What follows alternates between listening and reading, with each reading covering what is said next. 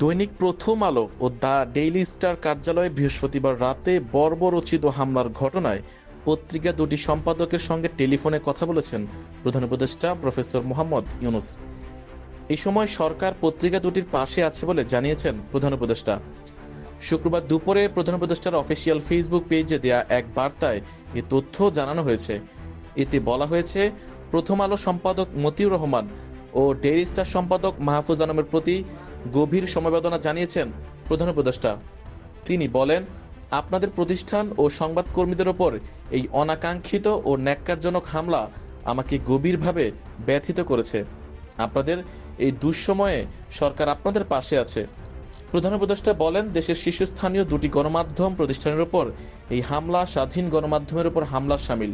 এই ঘটনা দেশের গণতান্ত্রিক অগ্রযাত্রা ও স্বাধীন সাংবাদিকতার পথে এক বিরাট বাধা সৃষ্টি করছে।